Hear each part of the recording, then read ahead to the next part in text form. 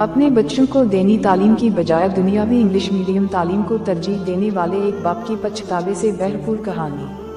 حضور اکرم صلی اللہ علیہ وسلم کا ارشاد ہے کہ قیامت کے دن ایک حافظ قرآن اپنے خاندان میں سے 10 ایسے افراد کی سفارش کرے گا جن پر جہنم واجب ہو چکی ہوگی، یعنی ان کا جہنم میں جانے کا فیصلہ ہو چکا ہوگا، اور اللہ تعالیٰ اس کی سفارش قبول کریں گے اور ان 10 افراد کو اس حافظ قرآن کے ساتھ جنت میں داخلہ نصیب فرمائیں گے۔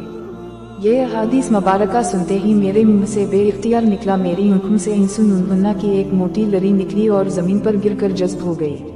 آہ، میں کتنا بدنصیب باپ ہوں، میرے بچے، آہ میرے نالائقہ بچے، آج میرے کسی کام کے نہیں، میں نے انہیں پالا پوسا جوان کیا، ان کی شادیاں کی، آج جب میرے بوڑھے جسمی طاقت ختم ہو گئی ہے، کچھ کرنے کے قابل نہیں رہا، تو میرے بچوں نے مجھے گھر سے نکل جانے کی دھمکی دے دی۔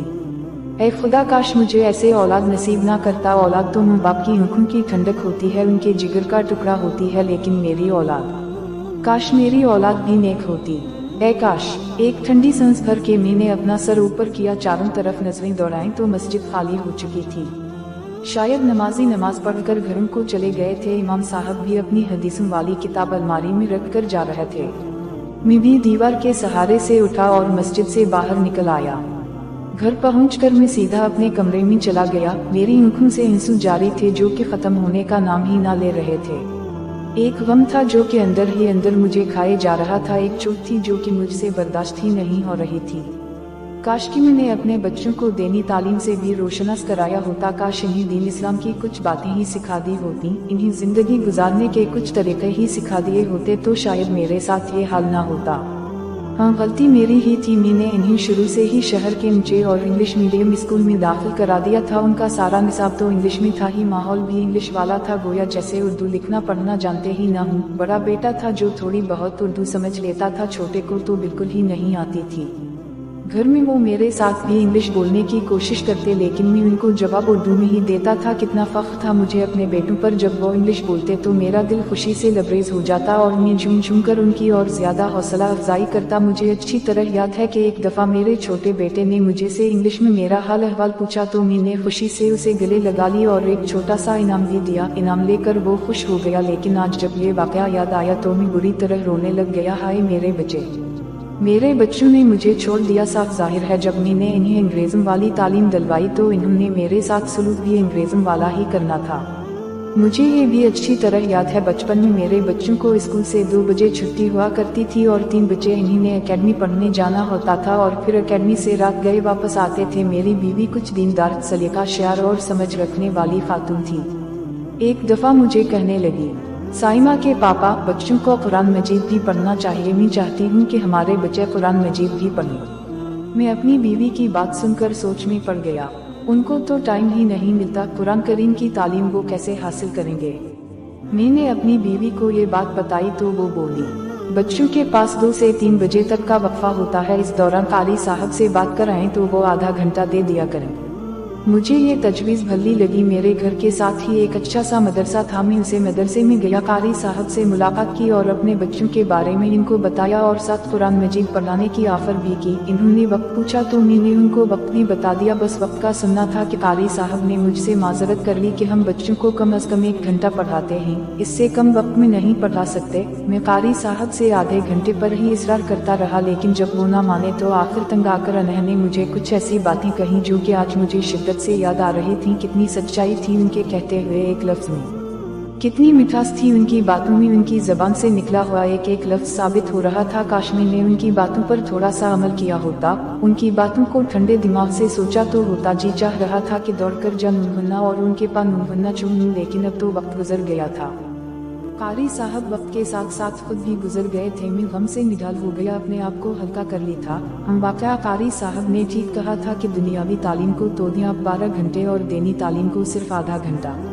کامیاب انسان تو وہی ہے جس کے پاس دونوں تعلیمات ہوں، جتنا وہ دنیاوی تعلیم حاصل کرنے میں لگا رہتا ہے اتنا وہ دینی تعلیم کو بھی حاصل کرے۔ آپ نے اپنے بچوں کو انگلش اسکولوں میں تو داخل کرایا ہوا ہے، بے شک آپ اپنے بچوں کو اچھی تعلیم سے روشناس کرا رہے ہیں، لیکن یہ تعلیم تو اس وقت تک ہمارا ساتھ دے گی جب تک ہم زندہ رہیں گے، مرنے کے بعد تو قبر میں صرف دینی تعلیم ہی کام آئے گی۔ کل جب ہم مر جائیں گے تو ہمارے بچے ہمیں قرآن کریم پڑھ کر ایصال ثواب تو کر سکیں گے، ہمیں کفن پہنا کر دفن تو کر سکیں گے۔ کتنے بد نصیب ہوں گے وہ वालिदैन जिन्हें मरने के बाद बच्चों से कोई फायदा नहीं पहुंचेगा, बच्चों को उनकी नमाज जनाजा पढ़ने का तरीका ही नहीं आता होगा, इन्हें ये भी मालूम न होगा कि हमने अपने वालिदैन को कब्र में कैसे उतारना है, इन्हें कैसे नहलाकर कफन पहनाना है।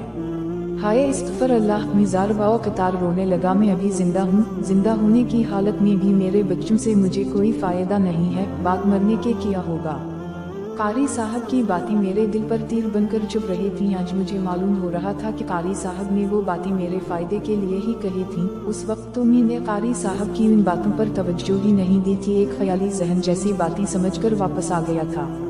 अगले रोज में फिर कारी साहब के पास ना गया। मैं अपने बच्चों को स्कूल बाकायदगी और पाबंदी के साथ भेजा करता था, क्योंकि मुझे मालूम था, बल्कि मेरा ख्याल था कि मेरे बच्चे अच्छी तालीम हासिल करके कल को अच्छे शहरी अच्छे इंसान बन जाएंगे। मेरा इरादा था कि मैं अपने बड़े बेटे को डॉक्टर बनाऊंगा, जो कि बुढ़ापे की हालत में मेरी खिदमत करेगा। छोटे बेटे को भी किसी बड़े उहदे पर फाइज करा दूंगा। लेकिन आज जब मेरी खिदमत का वक्त आया तो बच्चों ने मुझसे मुंह मोड़ लिया और ऐसे नाता तोड़ा कि फिर बीवियों के होकर रह गए। बड़ी बहू तो मुझे घर में एक बोझ समझती थी। छोटी बहू जब से ब्याह कर आई तो उसने आज तक मुझसे बात तक नहीं की थी। इसे तो मैं शुरू से ही बुरा लगने लगा था। मेरी शरीक हयात भी इस सदमे से इस दुनिया से चल बसी थी। छोटे बेटे को तो अपने बिजनेस से फुर्सत ही नहीं मिलती थी। उसने तो आज तक मेरी खिदमत भी सही तरह ना की, हर वक्त पैसा कमाने के चक्कर में पड़ा रहता। बड़ा बेटा भी अपनी मसरूफियत के बायस मुझसे ना मिल सकता था। ऐ खुदाए पाक में क्या करूं। मेरी आंखों से आंसू जारी हो गए। मैं सदमे से पागल हुआ जा रहा था। उसे काश जब मैं मर जाऊंगा मेरे बच्चों को इतनी भी फुर्सत नहीं होगी कि मेरी नमाज जनाजा पढ़ सकें और मुझे सही तरह से दफना सकें। काश। पछताने के सिवा अब तो कोई चारा ही नहीं। वक्त तो गुजर गया था। मुझे बार बार वो हदीस मुबारका याद आ रही थी जो कि मैंने मस्जिद में सुनी थी, जिसमें ये जिक्र था कि कुरान मजीद पढ़ने वाला शख्स जिस पर वो अमल भी करे, इसके वालिदैन को क़यामत के दिन ऐसा ताज पहनाया जाएगा जिसकी रोशनी सूरज की रोशनी से ज्यादा होगी। आह कितने खुश नसीब होंगे वो वालिदैन जिसके बच्चों ने कुरान मजीद पढ़ा होगा, इसे याद किया होगा और इस पर अमल किया होगा। मैं ही बदनसीब हूँ जो कि अपने बच्चों को कुरान करायम नहीं पढ़ा सका। आज उनकी ये तालीम मेरे किस काम की। मेरे बड़े बेटे का डॉक्टर बनना मेरे किस काम का कि मैं बीमार हो जाऊंगा और वो मेरा इलाज ना कर सके। छोटे बेटे का बिजनेस संभालना मेरे किस काम का। मुझे तो आज तक ये भी याद नहीं कि उसने मुझ पर कुछ खर्च भी किया या कोई मुझे फूटी कौड़ी दी हूँ, हालांकि उसका कारोबार कितना वसी था। काशमी ने इन्हें दीन इस्लाम की कुछ बातें ही सिखा दी होती, इन्हें ये तो समझा ही दिया होता ताकि वालिदैन की खिदमत करने पर अल्लाह ताला ने किया इनामात रखे ही तो शायद आज मेरा ये हाल ना होगा। ऐ खुदा मुझे मुआफ़ फरमा, आमीन। वीडियो देखने के लिए बहुत बहुत शुक्रिया। अस्सलाम।